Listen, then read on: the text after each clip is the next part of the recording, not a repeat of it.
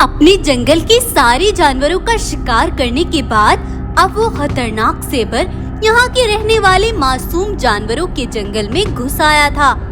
मैंने सुना है इस जंगल में बहुत कोमल कोमल शरीर वाले जानवर रहते हैं। अब मैं यहाँ के ताजे मांस वाले जानवरों को खाकर अपनी ताकत और बढ़ा लूंगा।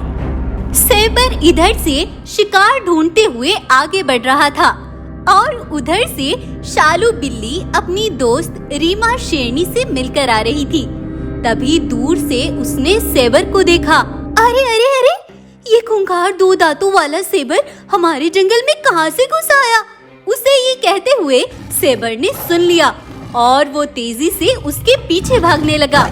मुझे जाने दे सेबर, अगर तूने मुझे मार दिया तो मेरे 3 बच्चे अनाथ हो जाएंगे। मुझे छोड़ दे, मुझ पर ये जुल्म मत कर। अच्छा, तो तेरे 3 बच्चे भी है? ये तो तूने बहुत बड़ी खुशखबरी दी है। अब मुझे कहीं और जाने की क्या जरूरत? अरे ये क्या, मेरे बच्चे तो पीछे से ही आ रहे हैं। सेबर तुरंत पीछे मुड़ा और शालू बिल्ली तेजी से जाकर झाड़ियों में छिप गई। सेबर खड़ा देखता रह गया। बहुत देर तक वो बिल्ली का इंतजार करके वहाँ से चला गया और शालू बिल्ली वहाँ से अपने घर चली गई। शालू के 3 बच्चे उसे प्यार से लिपट गए। मम्मी मम्मी, जब से हमारा जन्म हुआ है हमने बाहर की दुनिया नहीं देखी है। हमें बाहर का जंगल देखना है मम्मी। हाँ माँ, मैंने बाहर विंडो से देखा था। आज का मौसम भी बहुत सुहाना है। हम सब अपना शिकार खुद ढूंढ कर लाएंगे। नहीं मेरे बच्चों, बाहर एक बहुत खूंखार सेबर घुस आया है। बहुत मुश्किल से मैं अपनी जान बचाकर तुम तक पहुँची हूँ। हमें कुछ नहीं पता मम्मा, हमें भूख लगी है, हमें बस खाना चाहिए।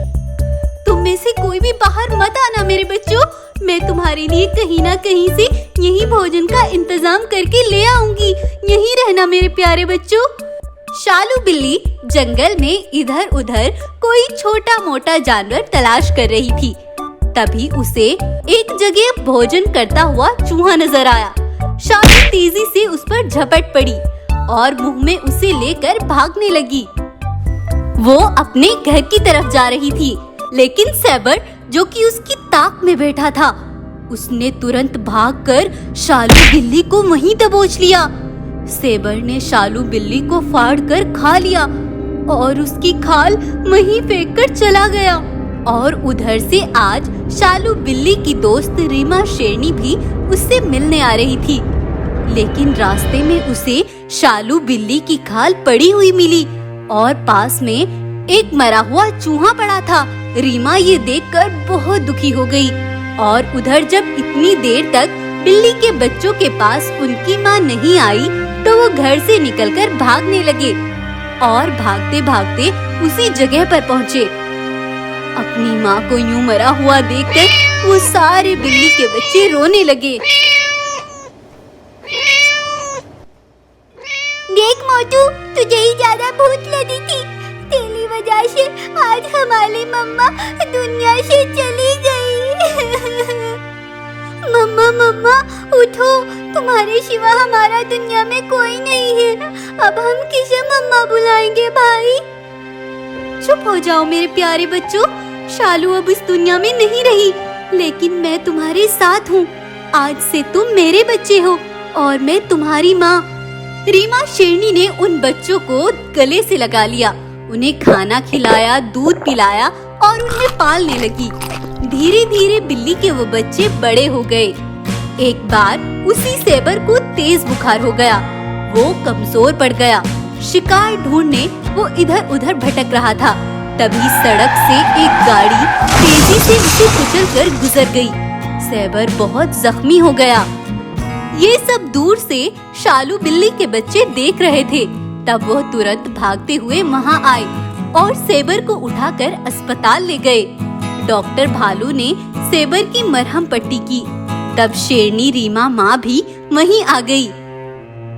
तू जानता है सेबर, ये वही बच्चे हैं जिनकी माँ को तूने महीनों पहले जख्मी करके मार डाला था।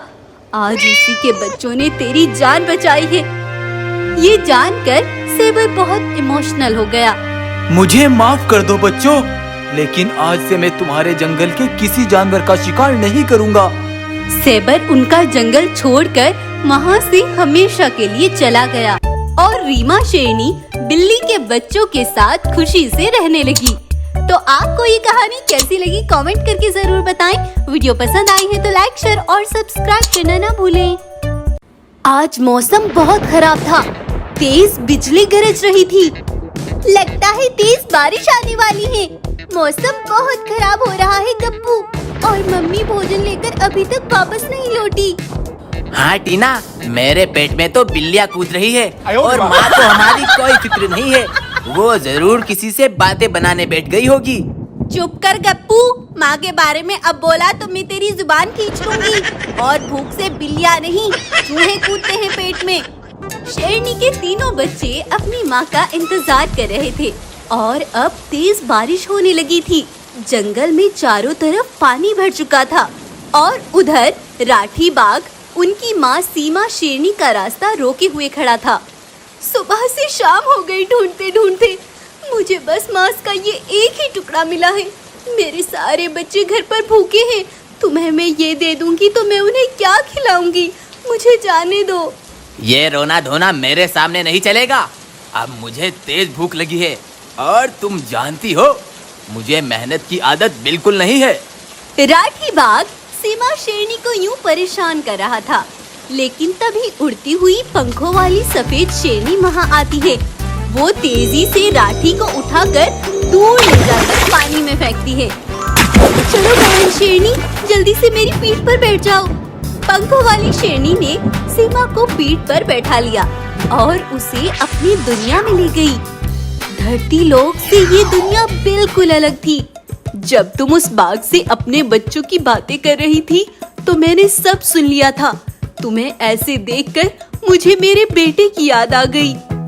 क्यों सफेद शेरनी, क्या हुआ तुम्हारे बेटे को और तुम इस दुनिया में क्यों रहती हो? मैं बताती हूँ, मैं तुम्हें सब बताती हूँ। सालों पहले मेरे पूर्वजों ने मुझे जादुई शक्तियाँ दी थी और सदियों से मैं इस आकाश लोक पर अपने बेटे के साथ रहती थी और धरती पर रहने वाले प्राणियों की रक्षा करती थी। मेरा 4 साल का बेटा गोलू मेरे साथ रहता था और मैं उसे आसमान की सैर कराती थी। वही मेरा पूरा संसार था। एक बार गोलू मुझसे जिद करने लगा। माँ, मैं यहाँ इस आकाश लोक पर रहता रहता बोर हो गया माँ। मुझे भी और बच्चों की तरह सबके साथ खेलना है, मौज मस्ती करनी है। मुझे धरती लोक पर जाना है माँ। और तब मैं गोलू को लेकर धरती लोक पर आ गई। हमने वहाँ देखा बहुत सारे बच्चे एक जगह खेल रहे थे। कोई बॉल से खेल रहा था तो कोई जहाज से। देखो गोलू, तुम जाकर उनके साथ खेल लो। मैं वहाँ गई तो वो बच्चे मुझे देखकर डर सकते हैं। थोड़ी देर बाद मैं तुम्हें लेने के लिए आ जाऊंगी। सफेद शेरनी गोलू को वहाँ छोड़कर चली गई। गोलू बच्चों के साथ खुशी से खेल रहा था। अभी थोड़ी ही देर हुई थी, तभी राठी बाघ दूर से गुर्राता हुआ आया और सारे बच्चे वहाँ से भाग गए। लेकिन गोलू वहीं खड़ा रहा और राठी बाघ ने गोलू को वहीं दबोच लिया। थोड़ी देर बाद जब मैं उसे लेने वापस आई तो वहाँ उसका खून पड़ा था। ये देख मेरे पैरों तले जमीन निकल गई। उस दिन मेरा सब कुछ लुट गया सीमा शेरनी, और मेरा बेटा मुझसे जुदा हो गया। तुम्हारी कहानी सुनकर मेरा दिल रो पड़ा सफेद शेरनी। तुम चलो मेरे साथ, मेरे बच्चों के पास चलो। सीमा शेरनी ऐसे उसका मन हल्का कर रही थी और उधर सीमा के तीनों बच्चे बाढ़ के पानी में ही अपनी माँ को ढूंढने निकल पड़े।